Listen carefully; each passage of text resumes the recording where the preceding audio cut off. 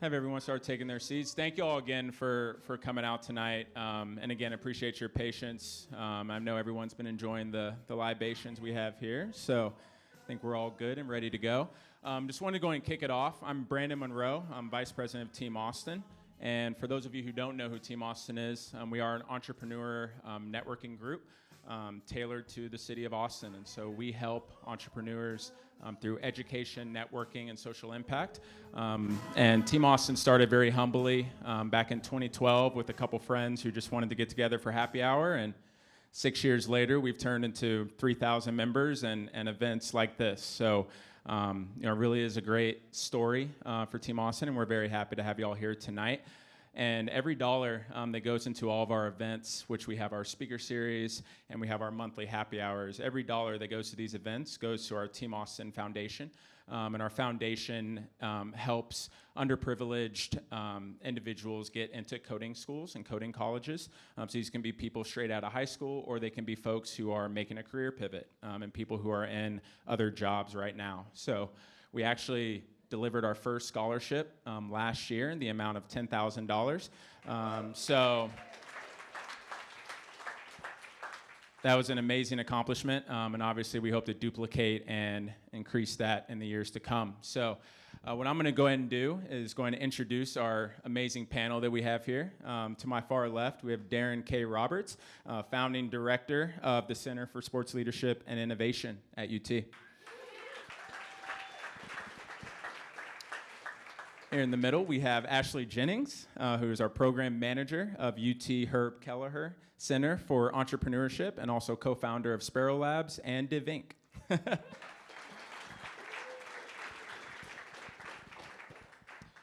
And here we have Steve Olivares, the founder and CMO of InsanelyCheapFlights.com. So anyone looking global travel, please pay very close attention to this man. He's going to help you tonight. And also a very seasoned author and investor. And then directly to my right, we have one of the co-founders and our president of Team Austin. He's also the founder and CMO of his own business called Mass Convert, Nick Black. Thanks, Brandon. Well, thank all y'all for coming out tonight. We're going to discuss side hustles, career pivots, uncertainty, and how to battle all of it and how to get through to achieve what you really want to do. So by a round of applause or boos, whatever you want, who's in here thought about starting a side hustle or maybe changing careers? Right? Why else would you be here?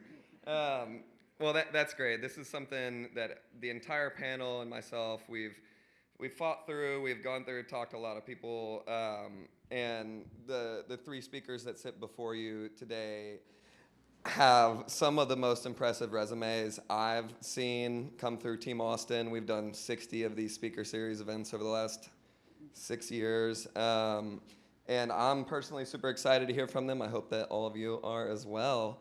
And we'll get things kicked off here with just talking about, I think, the easiest thing, which is, what was the first side hustle or career pivot that you guys went through? So I pivoted a few times. I think Nick was a little generous in the bio. I was actually kicked out of college. So I really had no idea what I was going to do. I was working minimum wage jobs, and I had no idea what I wanted to do. I was 20 years old, but I was angsty, and like any angsty 20-year-old, I decided to start writing, and I ended up writing a fiction novel. So I taught myself marketing. This was back in the MySpace days. SEO, social marketing was a new thing. So it's basically just me and Tila Tequila. She did a little bit better than I did. So I just started writing short stories and putting it out there. Ended up with like 40,000 followers who would read the short stories and then check out the book. And then after a while, I ended up selling like a couple thousand copies, but after many thousands of hours of working at it, so something like 50 cents an hour. So I realized I was actually better at the marketing I enjoyed the marketing more than I enjoyed the book. Basically, I thought, okay, if I had a mass market product, I could do this better, because it's just a very specific niche. I could reach a big audience, but there's only so many people who'd be interested in it. But then I used that side hustle to change my career, because I had done that. I didn't have to just put administrative assistant on a resume anymore. I could say, hey, I built this following through MySpace. I taught myself SEO. If you Googled self-published author, I was the second result, which didn't make me much money, because people don't usually type in self-published author, but could make other people money, that same kind of stuff. So it ended up putting me on a path in a career outside the entrepreneurship. Oh, thanks for being here, guys. So fun to shift on this couch. It's such an intimate setting, so I appreciate it. We're gonna have a real conversation. Side hustles and pivots. So my first career pivot came, I like to use the phrase accidental entrepreneur, because I totally don't know how I ended up here, but then again, how do any of us end up here? So I was working in network news in New York. I was really blessed to have worked at ABC News as a field producer for Diane Sawyer when she was on the desk. And then I was recruited by Al Jazeera to help launch their American network when we had that channel. So I was climbing the ladder in New York and making more money as a 25-year-old journalist than I ever should have been making. And, but I just wasn't happy. I'd been in New York for a little under 4 years. And I just realized I missed beloved Texas. I knew I'd get back to Austin at some point. I just didn't know how long it would take me to get back here. So I started really thinking about it and what made me exhausted with the career path I was going on and kind of the things I really wanted. And I remember the moment that I decided in my head, okay, this is it. I'm done, moving on to something better. I was sitting on a park bench in Brooklyn and I was having coffee. And I just broke down and realized I don't like working for other people. And I realized I've always wanted to own my own production company. And having been groomed by some of the most incredible storytellers in time, I was excited to figure out, okay, what does that look like? Own your own what? Production company? I knew I could do it, I just didn't know how to get started. So I did what any 25-year-old would do, and I booked a one-way flight to India, and I took off to backpack for 4 months. I had been grinding since I was 16 years old. My first job I ever had was at a pizza place, and it was a small, tiny pizza place in Bandera, Texas, if anyone knows where Bandera, Texas is. And you did everything in the pizza place. You made the pizza, you managed the place, you cashiered, you took deliveries. So I was ready just to take a moment to breathe, which I think is very important as you're grinding away, and to figure out what I really wanted to do. So I went backpacking for a little bit. I reconnected with my artist, because I had been in that network news, traveling, living out of hotels 6 months out of the year grind, that I just need to figure out the creative part of it that I had missed so much. And then I came back here and just started meeting with every ad agency in town. I started sending my resume to everyone, got rejected by everyone, because it's really hard to break into in-house production for large agencies if you didn't start in the ad world. And we are the Madison Avenue here in Austin, so we have some of the most incredible creative agencies in the country. So I was getting rejected, and I was sleeping on an air mattress in my one-bedroom apartment on South First and Barton Springs, and I was driving Lyft every Monday morning, 5 to 8 a.m., that airport route, but I was taking a ton of freelance gigs, and I was meeting with tons of potential mentors. And I met this man who changed my life forever, and he said, hey, I've always dreamed of launching a production company, but by doing it inside of a co-working space and helping startups and founders and entrepreneurs figure out their messaging and their storytelling and their brands. And that was my first start and my first career pivot. And 6 months later, I was filing my LLC for Sparrow Labs.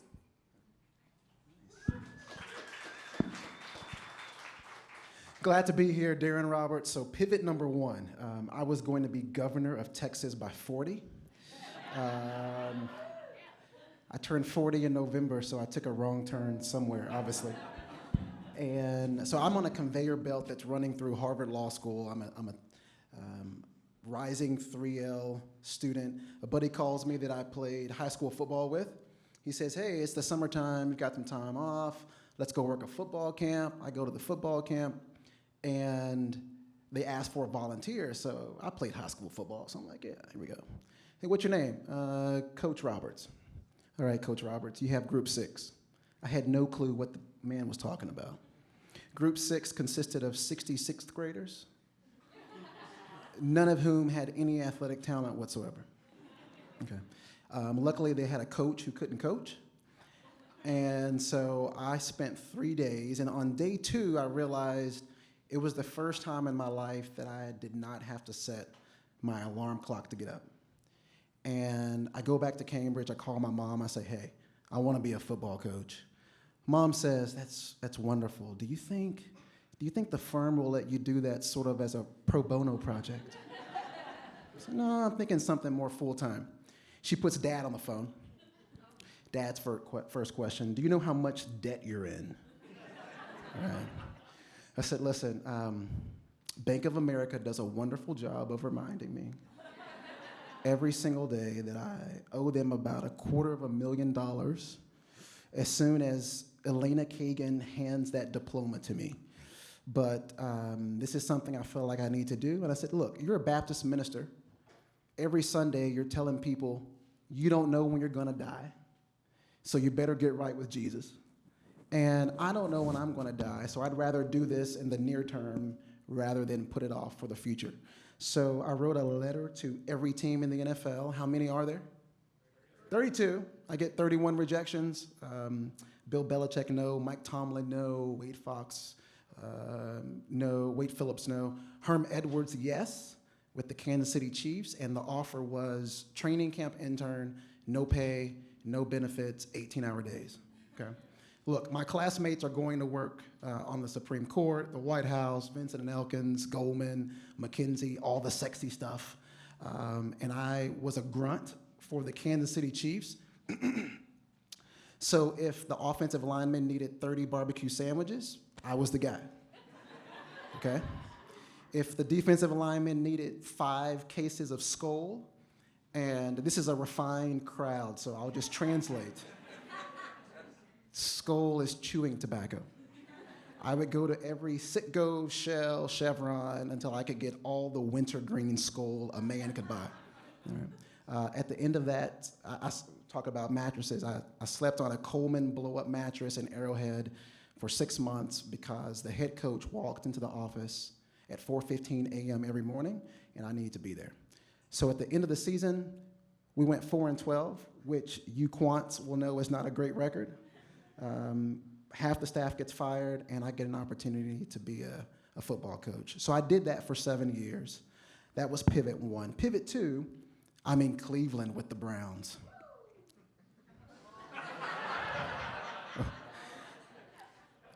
That's the first enthusiastic response I've ever received on that.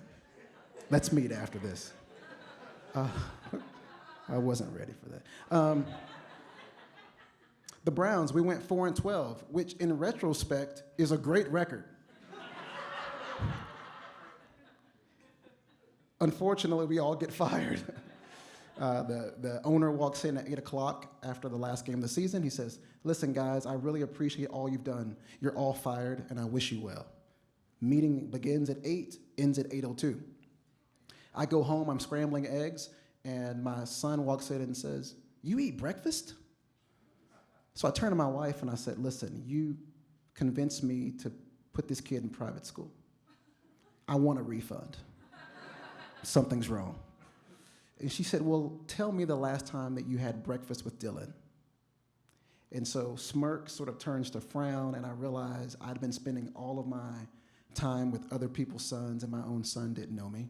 So I come back to UT, I teach courses on sports leadership, and I pitched a proposal. This is Pivot 2. I pitched a proposal to our president to create a Center for Sports Leadership and Innovation. We teach all of our freshman athletes classes on leadership, financial management. We have a partnership with Kevin Durant where we're working with former athletes.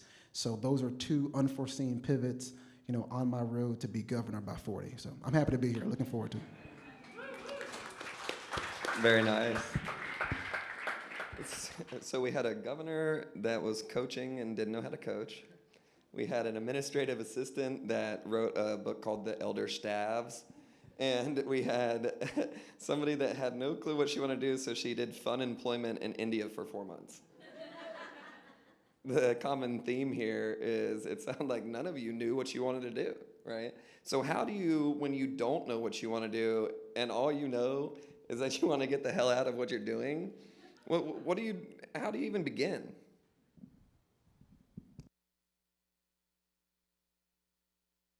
I started studying a lot of other people's LinkedIns and figuring out, okay, trajectory-wise, I need to figure out my 3-year, my 5-year, the where I want to be by the time I'm 40 plan. And I just kind of started studying. I also started really listening to a lot of my clients. I mean, Sparrow was my first pivot, and it was while building that out. Most of our clients are tech companies, so Dropbox, Aceable, Favor Delivery, UShip. We've really prided ourselves in mentoring and good stewarding of a lot of companies out of co-working spaces. So I love the entrepreneurial ecosystem and community here. But as I started listening to a lot of my clients and I started looking around for women mentors and advisors, I noticed such a lack thereof and thought, where are my ladies at in this industry? Where are my ladies at in the tech scene? And it was through that I figured out, okay, that's my next career pivot, is how do I serve women business owners, and how do I serve this community more by making sure that women and underrepresented founders get the resources and mentorship and network and capital they need to be successful. So it wasn't like I was trying to leave another situation. It was more so like I was pulled in the direction of another one. So yeah, I mean, that's career pivot number 2.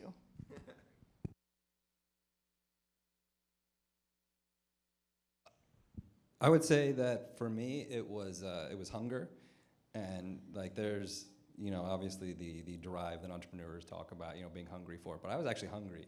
I was dirt poor. I was living off like $2 a day for food, eating ramen. I mean, anyone's been in college knows, the poor man diet. But I didn't know what else to do, and I wanted some steak sometimes. It's a little bit something different. I will say that there's a lot of people talk about should you follow your dreams or should you be practical, and there's a lot of back and forth on that, and I believe that you should practically follow your dreams, in the sense that it sounds like all of us reached a point where we were like, there's this thing that I really need to do. It's in me. I want to do it. I know it might not be the thing that makes me a billionaire, but it's what I want to do. And that's its own motivation, that you see that through. And if you're doing something you don't enjoy, you're not going to teach yourself how to do the next thing or how to figure out how to do it.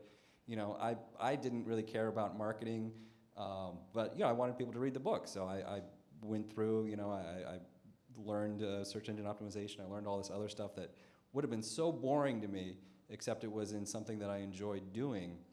And it was through following a dream practically that I found, hey, I'm good at this, and hey, I can do this. And it worked in the sense that it kind of teaches you where your dream fits in with what the world can get from you and what the world will pay you for.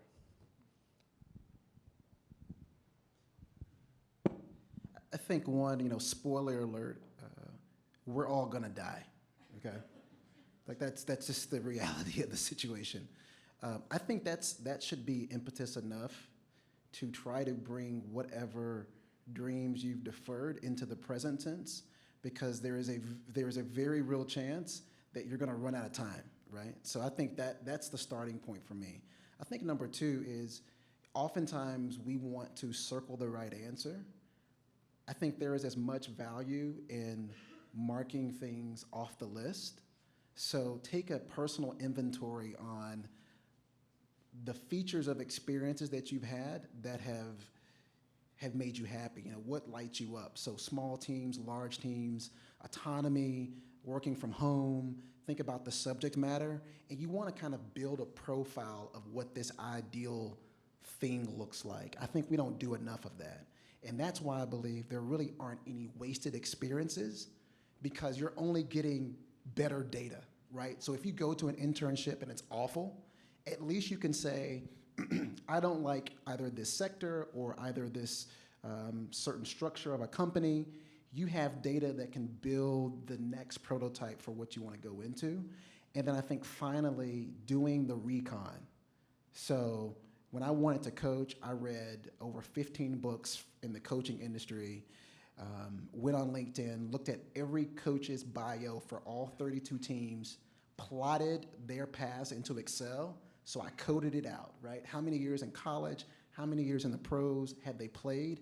I think really you need to approach this like some sort of Navy SEAL undercover mission where you're gonna build the data so that when you do decide to hit the go button, you have some reliable information that could at least help that decision be better. Yeah, and so when you have that blueprint, you can do things like looking at your current job. I remember before I started my own business or before I made my first career pivot, I was an IT recruiter and I hated it, but I always reminded myself that I wanted to work for myself eventually and I would need to know how to hire people, right?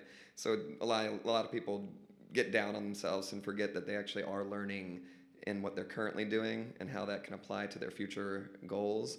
But until, like Darren said, you actually taken a list of what you want, you won't be able to associate the two. I think a really important thing, and Ashley, you hit on it very early, is finding a mentor. It's how I got my career pivot from an IT recruiter into marketing in the first place. Austin's a town you got to know people in. And there's a big difference between a mentor and a sponsor.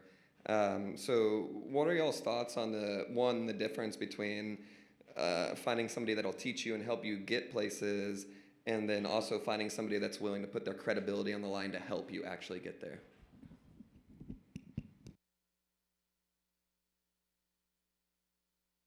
So I think first you have to recognize there's a very real difference.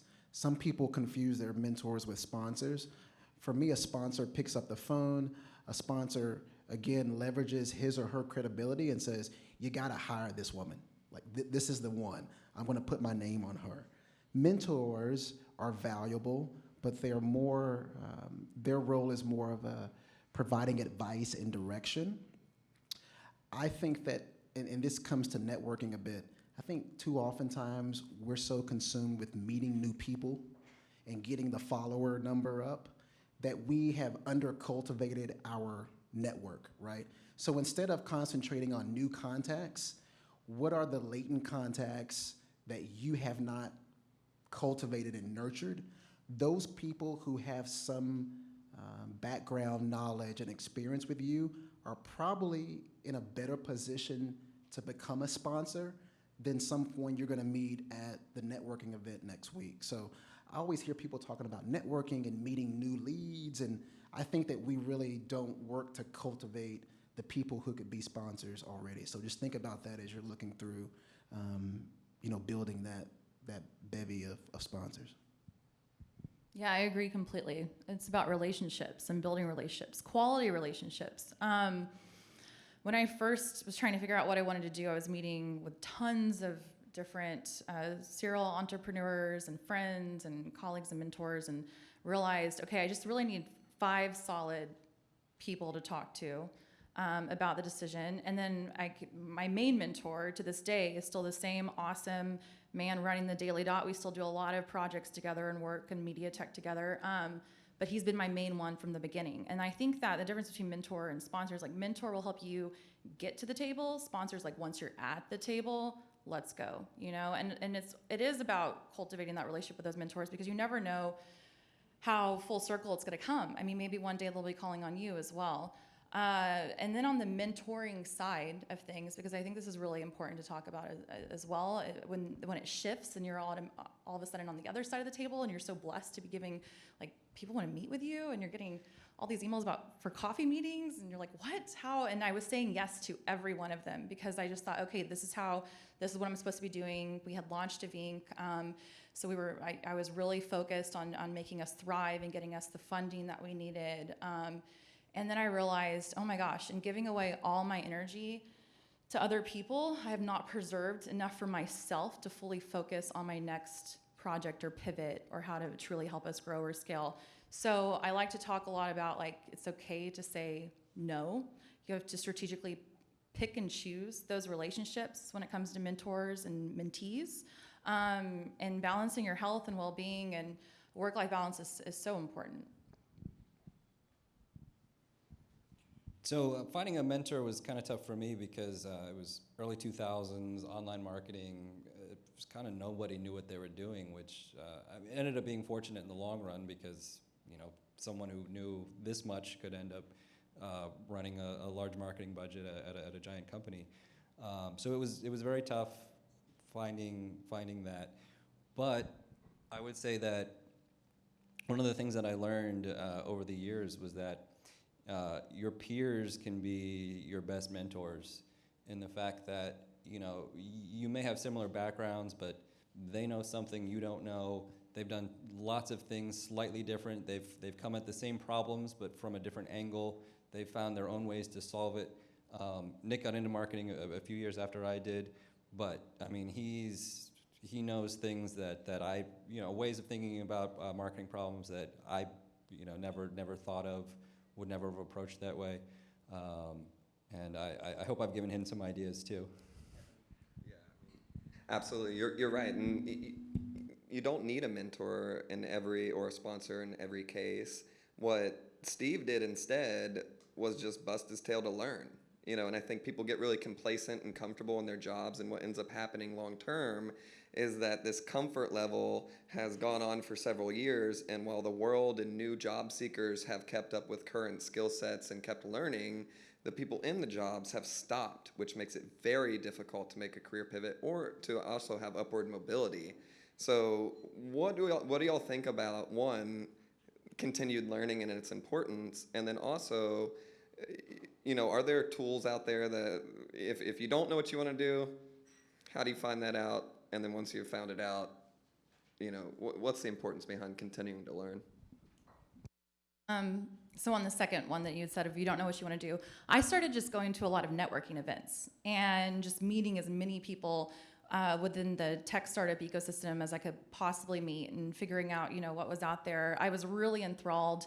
When I was overseas doing the backpacking thing, I wasn't just playing around with my camera, as it might have seemed at times. I was actually studying what was going on in Austin's entrepreneurial ecosystem. And I was like, whoa, who are these cool founders coming out?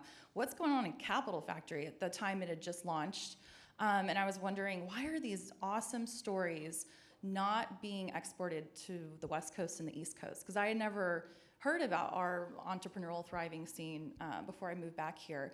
And so I just started going to a lot of networking events and meeting a lot of people to figure out what I really wanted to do. And I think that's key. Building your community can really help you find your voice. But then on the continued learning, oh my gosh, I'm in pivot number 3 now. And it is such a joy to be back on the UT campus, full circle for me. These student entrepreneurs are not jaded by the world, so they're huge dreamers. I'm re-energized, and it's, you know, I get the same feeling walking into work every day now as I used to walking to the train in New York, which is like, whoa, what's going to go on today? What's going to be the new thing in the newsroom today? Which I think is really exciting, especially for UT, because believe it or not, over the past 3 years working in this ecosystem downtown, I did not realize what was going on over at the 40 acres, which is like every single college has its own innovation center that's being led by industry, incredible experts. You know, you've got like Bob Metcalf over in engineering, who created the Ethernet, right? You got Jan Ryan, who's one of the biggest women investors in town, helping create a design school. You got Melly Price over at, you know, Dell Medical. Josh Baer, of course, running his class. So I've now seen the value of the research behind entrepreneurism, because coming in, I was really wondering, you know, coming from industry and now learning from my incredible director, who's one of the most, in terms of academia, he researches entrepreneurs and how we're born and characteristics, and if you can tap into your weaknesses earlier on in life and recognize them through like the Myers-Briggs testing and Strength Finders test, how will propel you to be a CEO. More so than if you wait. So I'm doing as much learning as I can. I'm going to go audit some finance classes because my dream is to invest in women companies one day.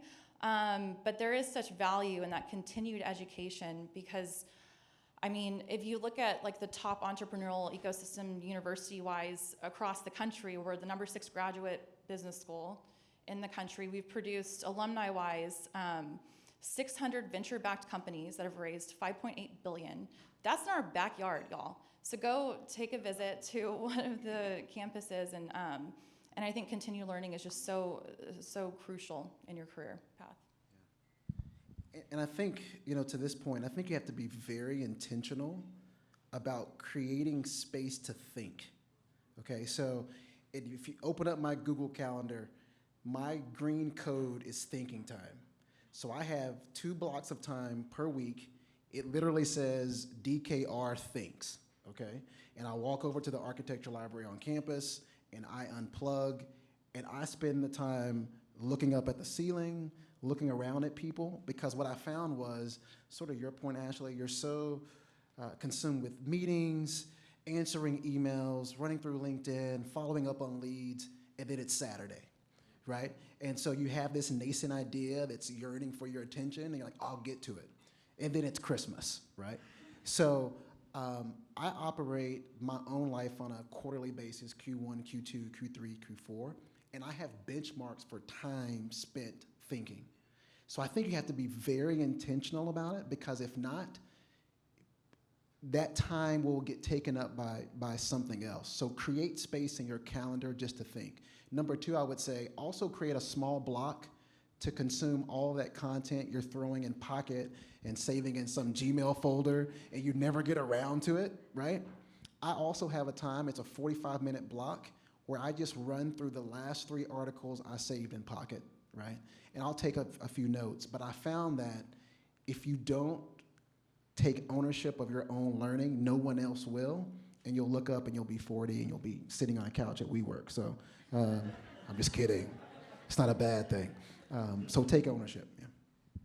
Yeah, I mean, it's not about learning because you want to change jobs. It really is more of a life trait. Like lifelong learning might have been a better way to state it than continued learning or job skill learning. I mean, instead of your time to read Pockets in a library for engineering and my time for Pockets on the toilet. So, well, I make sure to read the same way. But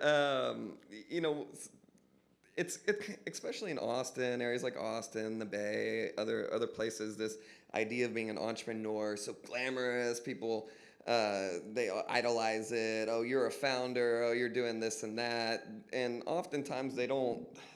No one's ever stopping to tell them the other side of it. I mean, I was up until 4 a.m. like 4 times in the last 2 weeks, just making sure shit got done, right? There's this whole other side of if you're making a decision to go from either maybe moving upward in a career, or if you're making that decision to try to start a side hustle or pivot into an entrepreneur, that I think needs to be discussed. Kind of the dark side, the challenges of it.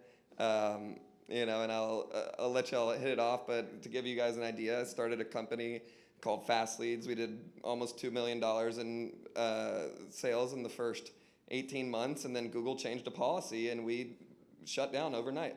And so for 6 months I didn't have a check, and I had all the uncomfort, and and all I knew deep down was that I'm not going back. There's no way I can do it. So I hustled through, but those are challenges. People don't talk enough about how challenging it is to do, whether you're trying to change careers or be an entrepreneur. So how have you guys, what are some of the challenges that you've seen along the path, and how have you been able to kind of combat those challenges? Yeah, so on that Google change thing, I will mention that I have 7 lifetime bans from Google AdWords. So you know, there's definitely, especially if you're looking to start a business, most of them fail. I mean, chances are, if it's your first time out the gate, you're probably awesome, you're probably brilliant, and it's probably going to fail. And if you're not smart about it, you know, you might end up owing as much on your first business as you did for college, depending on how you build it out. So I've always been a bit of a gambler, but I do like working with a safety net. So before I started my first business, ICF, I made sure that it was paying me more than my day job was, and I wanted a good runway to make sure, okay, you know, if I leave the job, this will take care of me. I can do this going forward. I did, and then 6 months later, it collapsed, and it was down to maybe like $1,000 a month. So I was making like $14,000 a year on this thing that I just left 6 figures for. You know, freaking out. How am I going to get this done? I got to do something. So I took another job, because, you know, I would say one other thing is definitely don't burn bridges on the way out, because you never know which connections you want to reach out to. And actually, once the business cratered, my old boss gave me a call and said, hey, I'm at this new company. We really need somebody in search for this. And I was like, I don't know. I'm really busy. The company's taking off. I don't know if I have the time. Yeah, I'll do it. But I kept it as a side hustle. And again, I mean, sometimes it's just one little change. Made one little change on the ad revenue side, and 3 years later, it was in Inc. magazine's, you know, fastest growing companies in the country. So then I quit the job again, and I've been doing that since. But I think it's very important to have the kind of backup plan, or just going into it with your eyes open, in that most of the time it's not going to work out. So what are you going to do when that happens? Ooh, backup plans are good. Yeah, safety nets are good. We as women are statistically more risk adverse. We'll go and have a full career before we ever think about owning our own business or jumping into the entrepreneurial scene. And then our earning years are statistically a little less than men. So women all the way up to about 36, 38. Prime earning years, men all the way to like 45. So I've always felt, just being data driven at times and doing the research and studying, like, okay, gotta go. But the dark and the ugly side of being an entrepreneur, I mean, it's definitely hard. When I first moved back here, sleeping on that air mattress, driving Lyft, taking any freelance gigs, my first like real paying job, I helped run the esports unit at the Daily Dot, which meant that I was covering Street Fighter esport competitions, like for South by, and I was the only lady in that area. But I learned a lot. I learned about this whole other thriving industry of e-gaming, and like the billions of dollars behind that competition, and how it was a sport, and what ESPN's doing with it now. And but that was my first job, not one, like freelance job, not one I wanted to be in forever. But I took it because it allowed me to have a safety net. It allowed me to continue pursuing what I really wanted to do.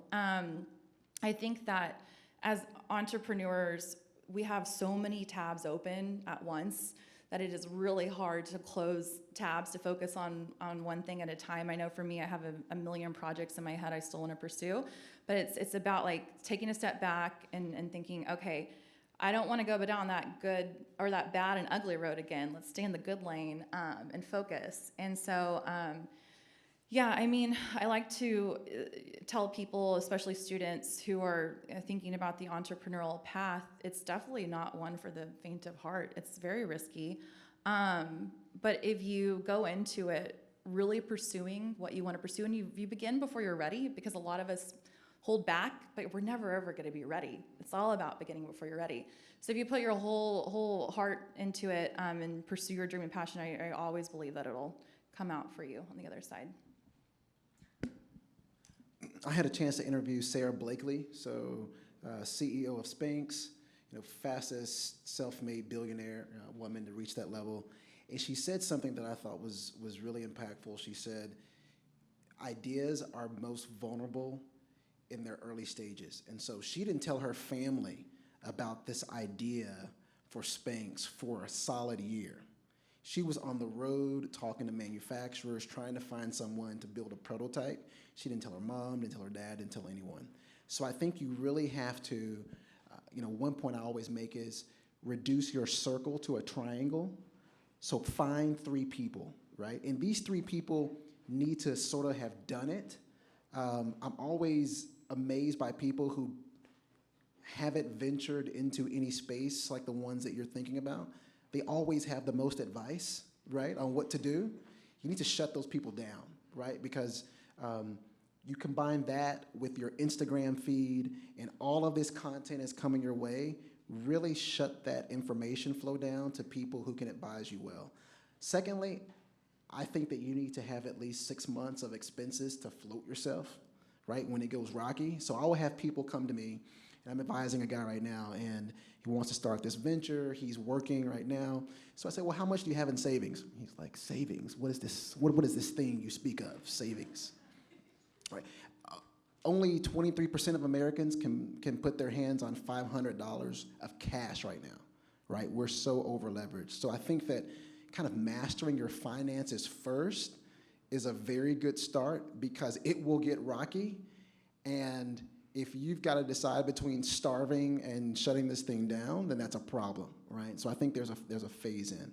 Last thing, cultivate your side hustle because you don't know when it's going to become the main hustle, right? Like you are one strategic planning meeting away from being fired. Regardless of where you are, everyone's comfortable, so always cultivate and nurture that thing on the side. I'm always amazed how people can put 40 hours into another job, but they can't spend 40 minutes on the thing that they say they love, right? It's like, oh, I'll get to it. So just be sure to cultivate that because, you're one owner away from walking in and saying, okay, you're all fired, and then you have to move out of necessity. Just to tack on to that, having a side hustle gives you a lot more leverage in your career, in your day job, as far as, if you've got something on the side, even if it doesn't pay you as much as your 9 to 5, everybody else, if they quit their job, there's no paycheck, there's no anything. But you know that you always have that to fall back on. So you can go in and, you're not sure, should I ask for that raise? What's the worst that'll happen? Well, fire me. I'll just go work on this thing that I like doing more.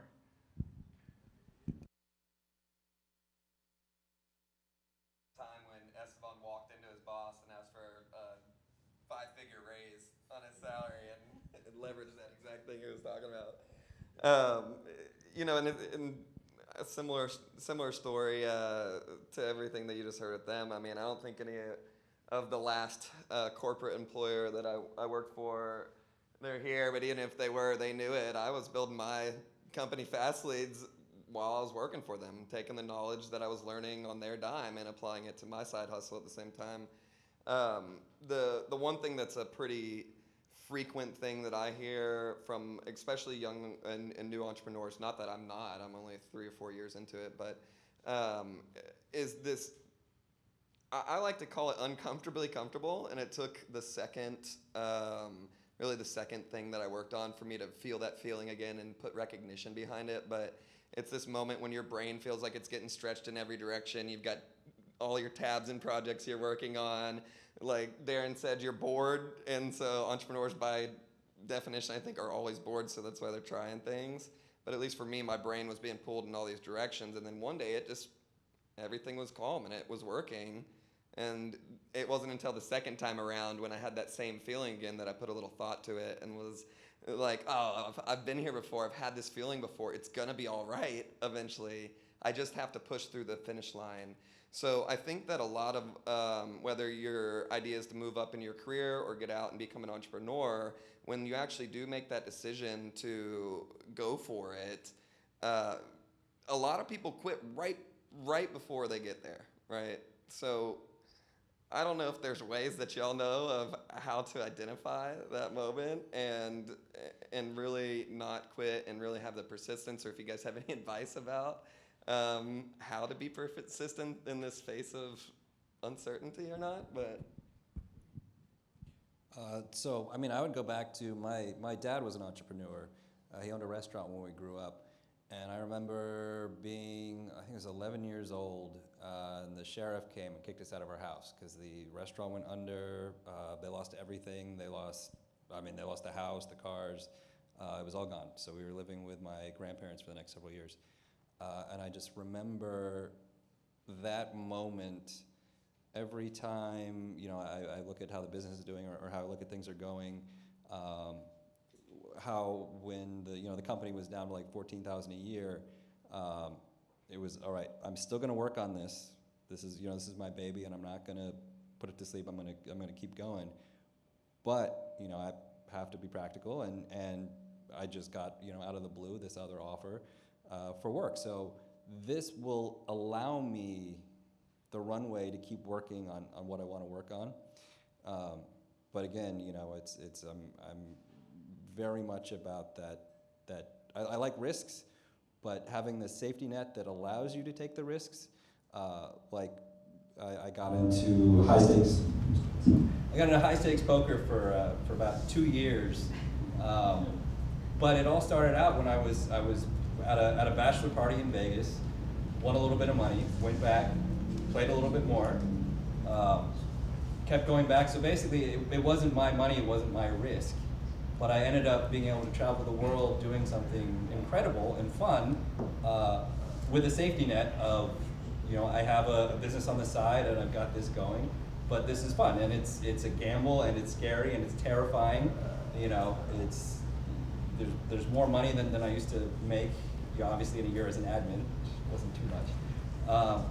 But having that safety net there has just allowed me to do so many other things like investing, like stock trading. Once you have those things in place, that lets you kind of explore what you want to do. And again, it goes back to being able to follow your dreams. Like if you have that in place, practically, if you put the practical side in place, then you can start doing all the fun things and all the dreams and all the you have time for all that other fun stuff. Yeah, it's definitely that adversity factor, right? Like how hard can you push through? You've grinded for so long, you've hustled for so long. How can you power through that moment when you think? I remember a very specific moment when I thought, okay, what am I doing? This is crazy. I'm freelancing for all these different people. I'm trying to start this production company thing, but it's really not working out. I'm taking like tiny gigs, shooting like head and shoulder, looks to camera, like taking free headshots just to get my name out there. I did so many free shoots just to start getting my name out there and networking. And I remember we had gotten this pretty decent shoot for South by, and it was the only gig that we had booked for that quarter, no joke. And I was waiting for that check to come through because rent was due. It was the beginning of the month, and I had pulled in. It was like 6:30 in the morning. I just pulled into the Gold's gym. And I was sitting in my car and checked my emails. My client was like, "I'm sorry, Ashley, we just can't get the check processed. It's gonna net 15 or whatever still." And they had said they could process it quickly. And I literally I am bawling. I'm just like, what? How am I going to do this? I have to make rent. My DP needs to make rent. My PA, who I brought from college, I'm sure they needed the money too. And I just thought to myself, okay, my crew is relying on me. I'm gonna be late on rent. So I emailed them back and I said, please, is there anything you can do? It's not just me, it's another 2 crew members. And I just started praying. And I put the phone down and I walked in Gold's and I got an hour workout in and I came back outside and I prayed that entire hour that I was inside the gym and I meditated and I manifested and I thought, it's gonna come through, it's gonna come through. I know it's gonna come through. You've worked so hard, it's gonna come through. And I came outside and I started crying because I got the email saying, okay, we can do it, you're right, we're rushing it, come and pick it up in person. And that moment for me was the aha moment of that no matter how down and out and exhausted you are, there's always gonna be that moment when you're down on your knees and it's gonna come through. And it's just all about pushing through in adversity. What she said, that's good.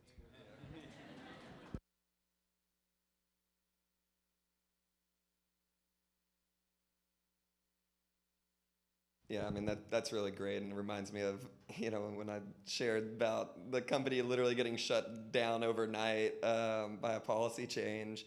for whatever reason, and through our discussion tonight, I think I put some thought to it, and it was the planning, the risk management, all the things that you're always told to put in place that I had that allowed me to have a mentality of, you know what, it's going to be all right. So rather than, us getting rid of the employees and me freaking out and doing everything, I had a little bit of mental calmness that my girlfriend and friends around me thought was a little bit of insanity. Like, this guy's a little bit off his rocker. But it really comes back to having the things that you're talking about in place and really making sure that you've managed the risk appropriately. Something that is difficult for people is thinking about how to even start. Let's talk specifically side hustles. Do you need a ton of money to start a side hustle? Are there ways to kind of start it up for free? I was a Fiverr marketplace copywriter, and I would write people 5 headlines for $5, which after the cut gave me $3 for an hour's work. But it gave me my start in contracting. So what are your thoughts on how to get a side hustle started, if you have an idea, or what you need to actually get it started? I think especially for your first side hustle, I think a lot of people have this idea where it's like, I'm going to think of the next Uber, try to go out and raise some money, and put a whole ton into it. That's what you need. You got to get the next big unicorn. I think for your first side hustle, start with a business model that doesn't force you to put that much money up front. ICF, I put about $6,000 on a credit card before it was cash flow positive, so it really wasn't all that much. And it's really, I think the business model is more important than the idea itself. People think that, okay, well, I have this idea and I'm going to go put it out there, but it's, can you make money with that idea? There were all sorts of things. I didn't realize how money was being made until I was working for a big company that sold cell phones for AT&T, Verizon. So they were spending $40 million a year, and basically all they were doing was buying traffic from Google, activating a phone for AT&T, and just getting money from AT&T. They were just a middleman.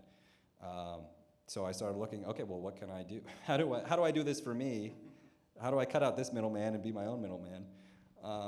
And that's how I got and landed into travel, where I buy traffic from Google and I sell it to Priceline. So it's the same kind of just looking for, there's what you like, and then there's what you like that can make money, and what's not going to break the bank. What can you start? And I think it's great, online, the amount of businesses you can start online. There's, I don't know if you guys are familiar with things like drop shipping or white labeling, but basically where you can have another company automate a lot of the processes for you, and you do the marketing for it, but you cut out so many headaches. You don't have to buy millions of dollars of inventory up front. You don't have to hire a whole bunch of customer service reps. I think anybody who wants to do a little digging can find a business model that's not going to require them to take out a second mortgage.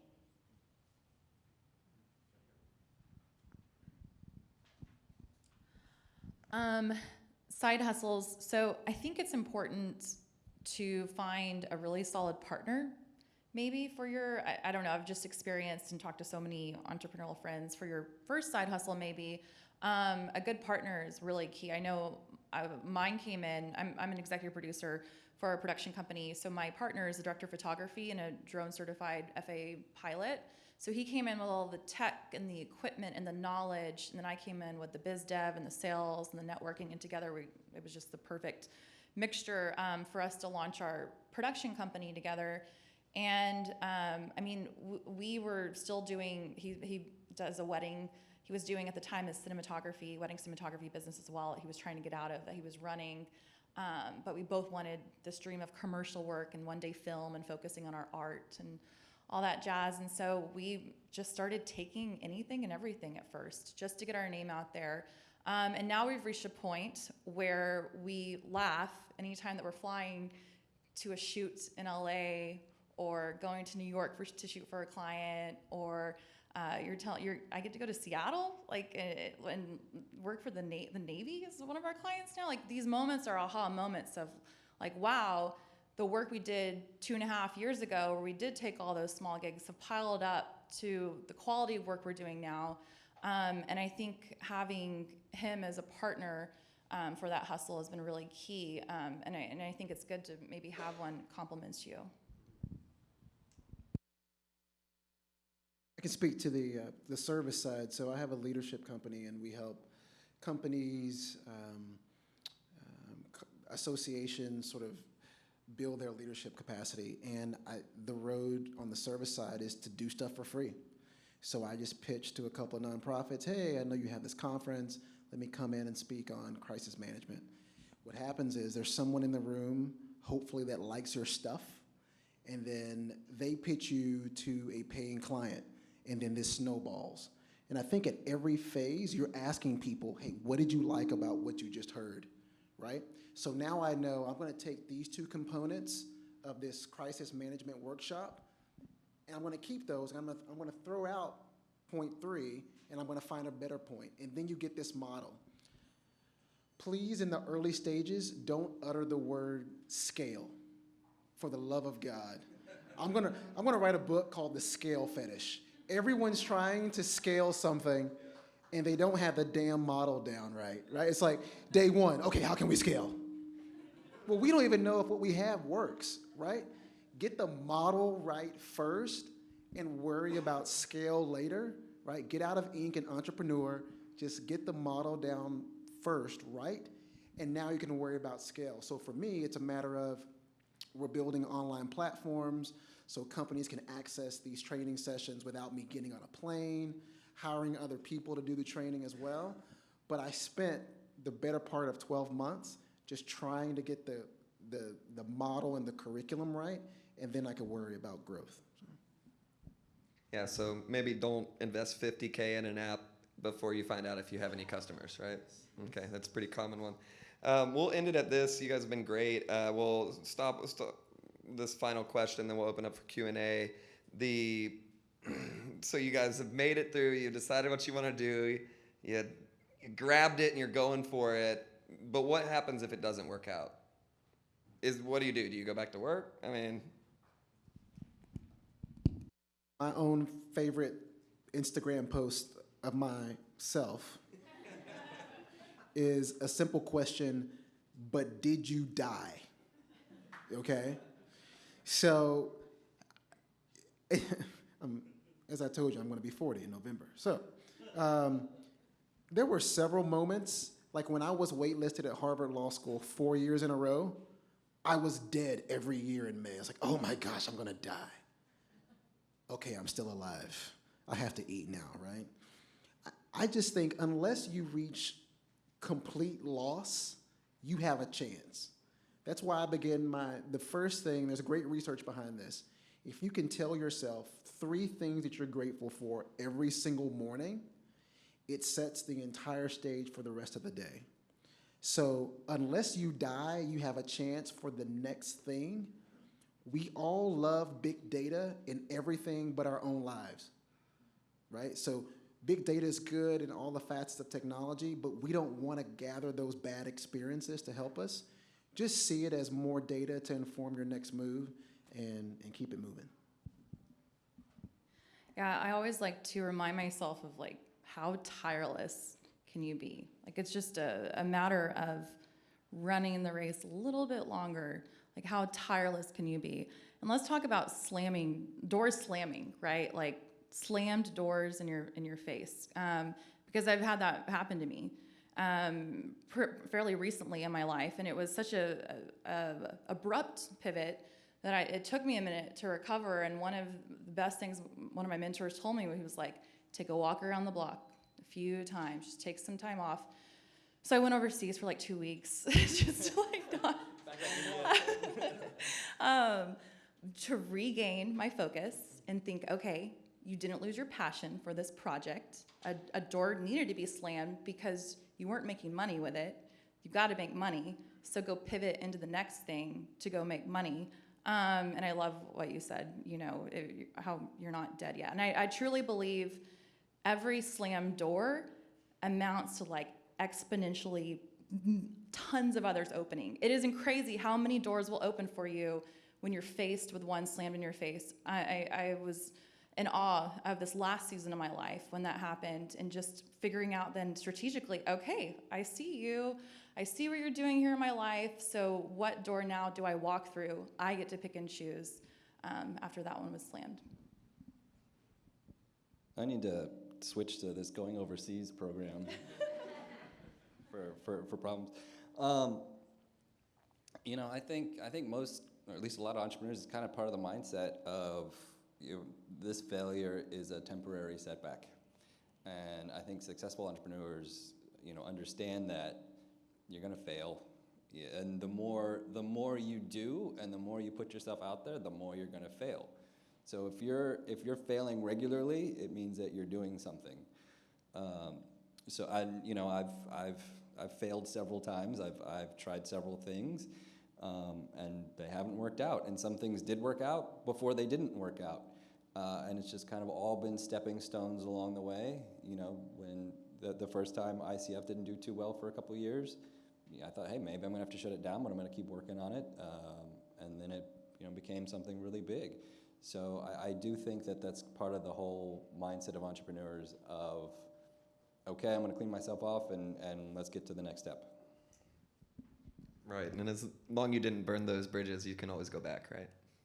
Let's get a big round of applause for the speakers tonight.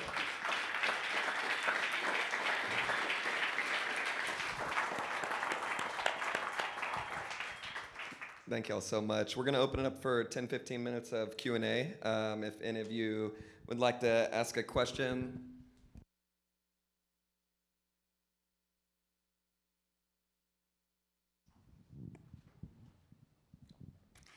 Hi, thanks all of y'all for coming here. So I've been working at a major tech company for the past 5 years, and I started to gain success, but through that, I liked your point you were saying about creating boundaries and saying no, because then people start putting time on your calendar, to the extent to where I ended up taking a 3-month break, which I'm on right now, and exploring my side hustles. So my question is, I'd love some examples of how you set boundaries, how you say no, so that you can become the person you want to be too along the way. I have one thought. I'm a fan of creating blocks of time that's only for certain activities. So I have a meeting day, which is Wednesday. From 8 until 5, the gauntlet of meetings begin, right? But people know if they want to meet, then it's gonna be on a Wednesday at some point, because Monday is my writing day. And so I think really creating internal boundaries and not being afraid to tell someone, because it's tough to write that response email, I really only meet on Wednesdays. But that's okay, it's your life, right? I mean, you have the power to do that. And people will find, you know what? Well, next Wednesday doesn't work, but 2 Wednesdays from now does. So I think having blocks of time for concentrated work. A great book is Deep Work, Cal Newport, and really making the case, because switching costs is a very real thing. Going from activity A to B, your brain takes a while to get up to speed. So Deep Work makes the case for creating these continuous blocks of time. And so your writing time is this time every week. Your meeting time is this time every week. I think that helps to take some of the delta out of schedule. I think it's also important what you say no to. I think it's ultimately at the end of the day, you work for yourself. I mean, you're getting paid by somebody else, but you're who you're working for. People will try to dump their work off on you, because that's just human nature. Hey, I got this stuff I got to do. Maybe I can give it to this person. And a lot of times the answer should be no. I've got the stuff I've got to do. You've got your job.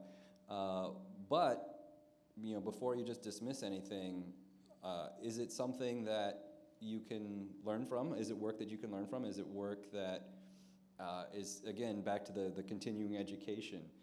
Is this something that, hey, if I learn this, will this help me down the road? There was a couple jobs where somebody needed something from our reseller coordinator.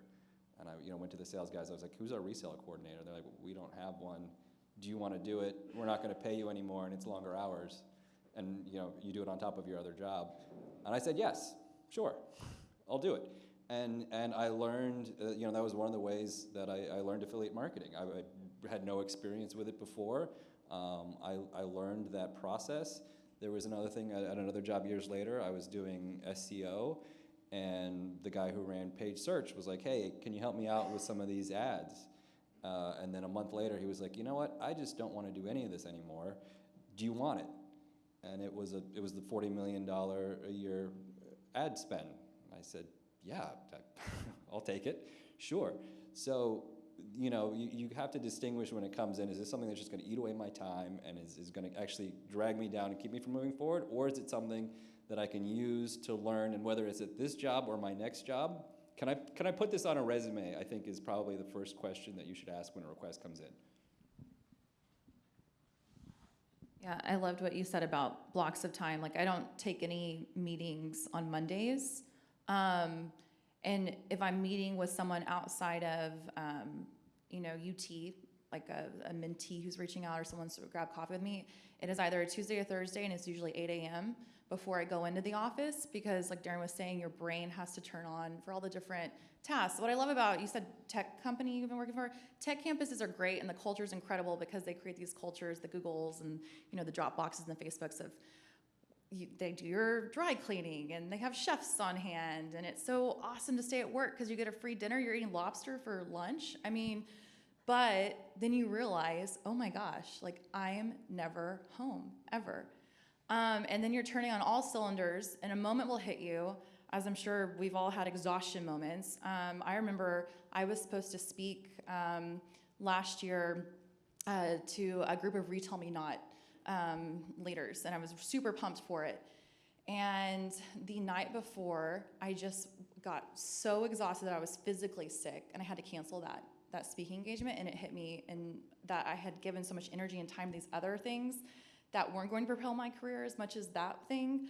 And I also book out my calendar, months in advance for meetings that aren't priority. I flag my emails as, red priority, yellow I'll get back to and go look at one point and get them on my calendar. But I think it's really important to chisel out time so that your brain has time to adjust to what you're working on in that moment. Thanks. Good job tonight. How do you guys handle not having not having skills in the careers or the industries that you're trying to pivot to? Like, Darren, I'm really interested to know what you actually wrote in that letter to the NFL coaches. And Ashley, when you started Div Inc., like, I'm a video producer, I'm a woman, and then Steven, like, when MySpace, people just stopped using it, how did you, how did you handle that? What were you saying to people, and how are you convincing people, like, but no, I've been studying all night. I've been really invested in this. So literally, I had to go through 32 NFL websites. I went through the bios of every single coach, and I looked for any remote link that I could use in the lead paragraph to get them to get to paragraph 2. So if they were born in the state of Texas, I'm a fellow Texan. If they gone to the University of Texas was rare, hey, we both went to UT. I found if they played DB, hey, I played DB in high school, right? So I tried to find something to get the person to paragraph 2. Paragraph 2 was, I'm going to work for free. I've been in the world's most challenging legal environment. I'm going to take that same work ethic to insert team here. So for me, I think as a new entrant, I didn't have the expertise, didn't have the playing experience. I had to pitch, I'm going to be around, and I don't move the bottom line, right? Like, I'm not going to increase your cost. And I think if you're a new entrant into a place, that's probably where you're going to start. And then once you get in there, you just outwork people and take all the menial tasks. So I was Lord of the copier, all right? I was hanging around the copy room because I knew the damn thing was going to break down. And when that happened, I was going to be the guy to fix it. And then you get the next task, right? So, Grant, and I was 27 with some expensive degrees, but I wanted to be a football coach. those degrees had no currency in this new arena, right? So I think that if it's a very remote sector, you got to work for free. You got to convince the person that whatever's needed, right? You're going to be there to do it. Yeah, 18 months. Worked for free for 18 months on building Devink because we believed in it so much. And I mean, when we first started out, so my kind of journey with video production and newsroom corporate style, a little bit of a good old boys club at times. You know, I wasn't the one smoking a cigar, having a scotch, maybe having a scotch, but like after a big, you know, GMA live shot or whatever. And then in the video production world, just experienced certain moments when I was trying to get paid out by clients of sexism at times. So I was really ramped up to figure out how do I help women in this position. I started studying a lot of where the VC funding was going or lack thereof. Only 3% for women founders and then 1% for women of color. And as I was studying, I teamed up with two awesome people who were also studying the numbers and were like, let's do something about it. And I think, you know, even though it's not, I mean, tech as a whole, an industry I accidentally ended up in, I think that I had kind of been groomed to help be the voice because no one else was the voice. And I thought to myself, if we're not going to do it, then who's going to do it? And there was no pre-accelerator focused on women and ethnically diverse tech founders. And I think that you're just kind of sometimes thrown into it. And when I was going around doing fundraising for us on the business development side of things at the beginning and walking into Google, asking for a check and meeting with VCs and not studying their portfolios fully before launching into our story and our mission and our vision and, you know, help us. We're a nonprofit. This is important what we're doing. We're trying to move the needle. We want the tech industry to reflect the rest of America. You know, I got a lot of no's, and it made me learn a lot about the process. I had never done business development before, and now I understand so much more 2 years later than when I had started out.